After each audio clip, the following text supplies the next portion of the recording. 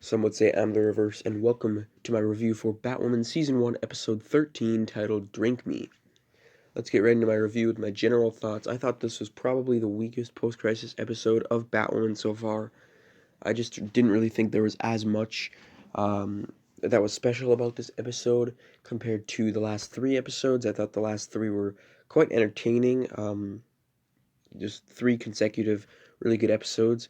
This one I don't think is as strong as those ones. I'd say it's sort of in the middle of the pack of the entire season, but Um, definitely the worst post-crisis episode so far. And I don't know what the general opinion on this episode is. I haven't really uh, saw the score it has on certain websites and stuff. This is my raw opinion on the episode. I just got finished watching it like maybe 5 hours ago. I'm not sure, um, but I have been sick throughout the day, so I was trying to find a good time to record, and I finally found one. So this episode or this review may be a little bit shorter than usual since I don't have a lot of time to record. I had to do my Batwoman review and my Supergirl review.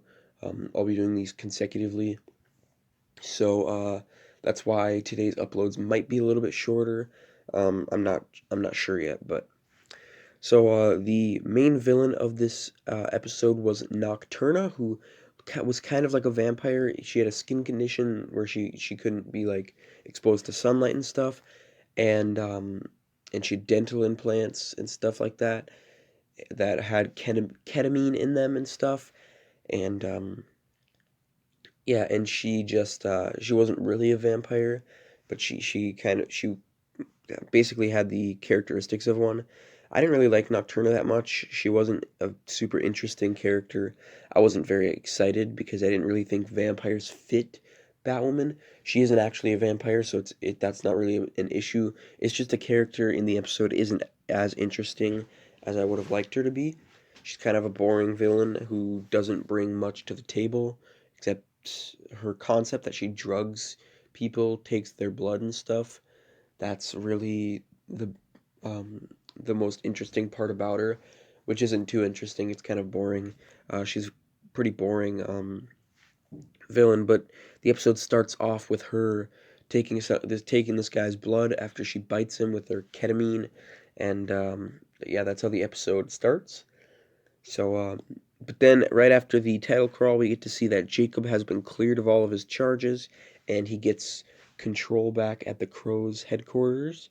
He's the leader of the Crows again, or what do they call him? The director or something? I don't know. The Commander Crow, the commander of the Crows. He is the commander again, and yeah.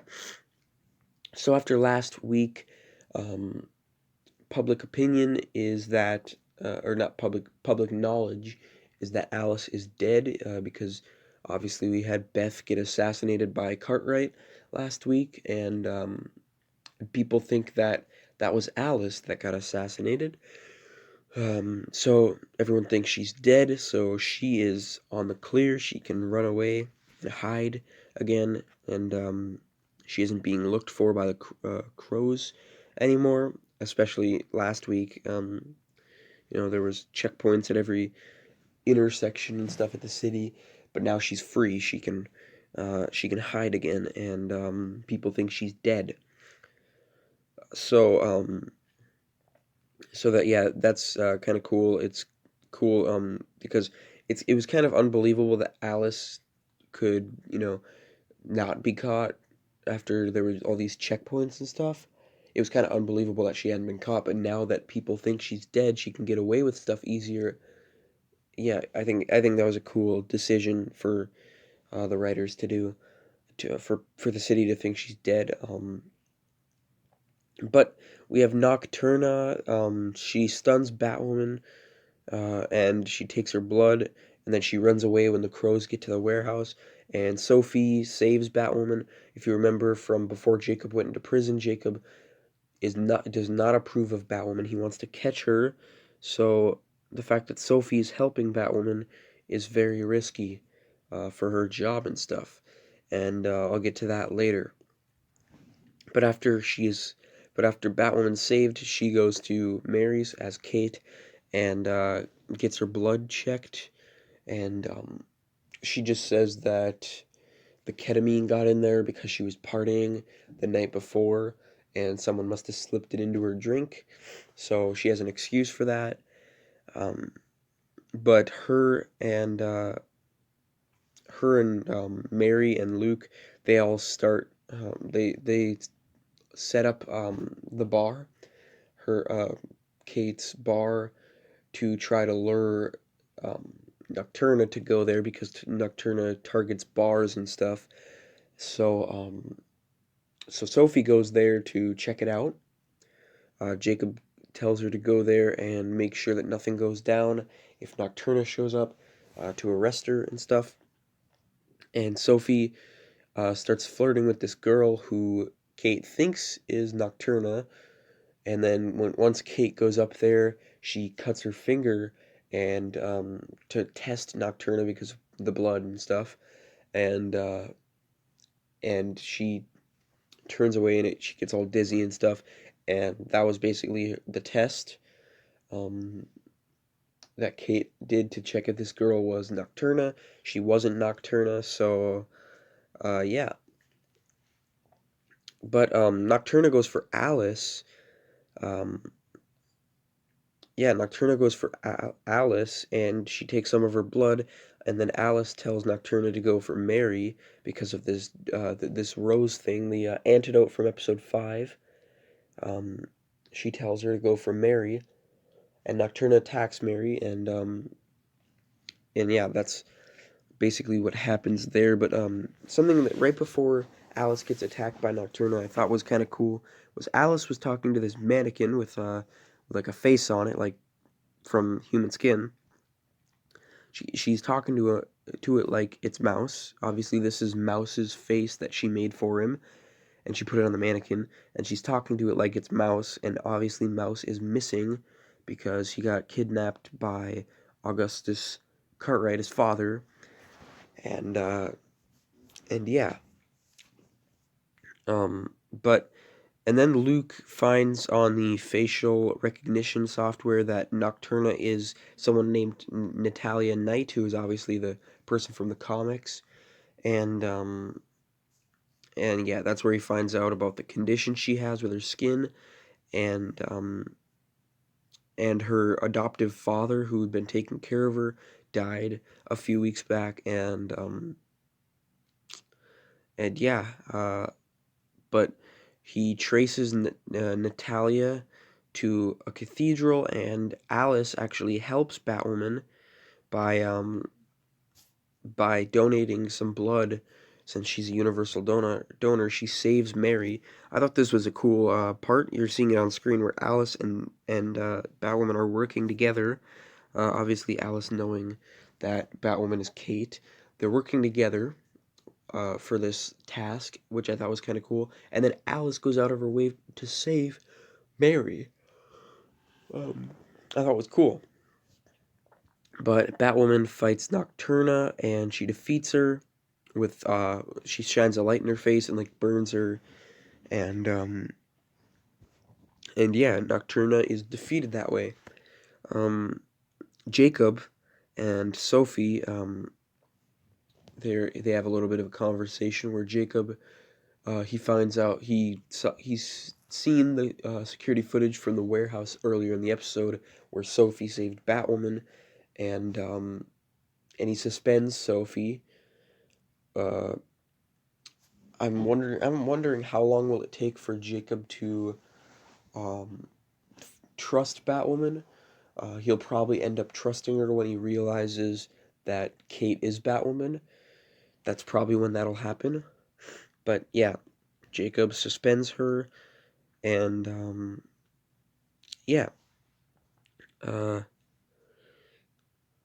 so what else do we got? Um, oh yeah. Mary figures out that um, Batwoman is Kate because of the ketamine that was in Kate's blood, and yeah. So I'm wondering where that'll go. I saw I saw somebody mention that there is some romantic stuff going on between Mary and Luke. So Mary has quite a few new things going on in this episode. She had a little bit of a romantic moment with Luke. She's had these all season since they met. I feel like they've had a certain connection. I don't really know how to explain it, but they just have some they have good chemistry together, I guess. But especially in this episode at the bar. And then now Mary knows that Batwoman is Kate, so she has a few interesting storylines going on here. I don't know if they're going to capitalize on the Mary Luke connection anytime soon. But yeah, Mary has some interesting things going on. But then Alice, um, one of the mouse or one of the what are they called? Uh, the, the Wonderland gang members gives her the paperwork on the people that visited Mouse. She figures out this guy, Mr. Campbell. He was missing for 6 years, and then he came back and he specialized in facial reconstruction and stuff like that. And obviously, she realized after all that and the fact that he visited Mouse, she realized that's Mr. Cartwright, and yeah, it looks like she's going to be looking to save Mouse from him. It'll be interesting to see Cartwright realize he didn't actually kill Alice, and after all these years, finally meet up with her again, which will be cool. But then the episode ends with Batwoman visiting Sophie, who turned on the bat signal, and Sophie tells her about the suspension, and they make out, which I thought was stupid. I do not ship Batwoman and Sophie. I don't ship Kate and Sophie. I don't ship anything like this. I hope Sophie dies to. I hope she like sacrifices herself to save Kate, and Kate finds a new lover or something. Because I'm really not into the relationship. I really think it killed a few episodes in the past, and I just don't like it. Nobody ships these two, and I hope the writers realize this because it's not a good relationship at all in the flashbacks or in present day. I hope the writers realize that hey, we should listen to the we should listen to the fans and maybe not go through with this relationship and then ship Bowen with someone else. Either Sophie finds somebody else. Obviously, she had Tyler at the beginning of the season, but then they got divorced and stuff, or he left her basically. And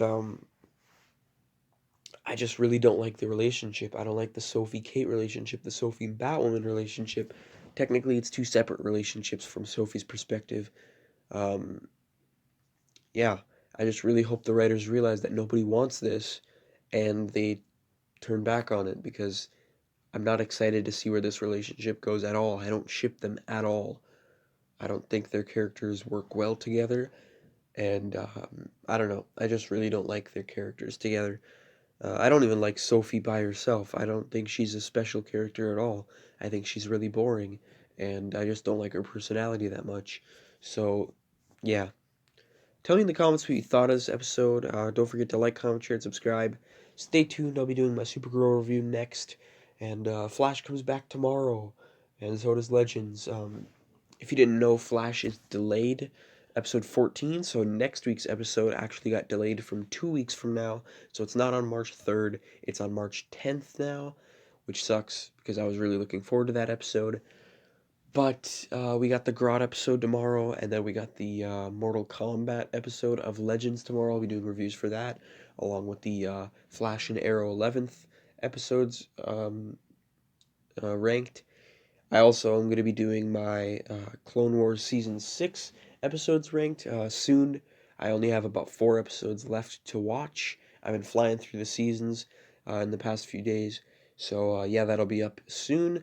And like I said in a previous video, I can't remember which one it was, I'm working on a Arrowverse mid-seasons ranked video right now that should be up. I haven't even started like actually putting the video together, but once I get enough time, probably on the weekends, um, or like sort of Wednesday, Thursday when there's no shows going on, I will be um, I will be doing that. So yeah, I have a few videos coming up. Hope you guys enjoyed my review. Yeah, like I said, tell me in the comments what you thought. I'd probably give this episode maybe an 8 point, or just an 8 out of 10, probably. I didn't think it was great. It wasn't terrible, but I definitely thought it was the worst post-crisis Batwoman episode so far. So yeah, tell me in the comments what you thought. Don't forget to like, comment, share, and subscribe. See ya.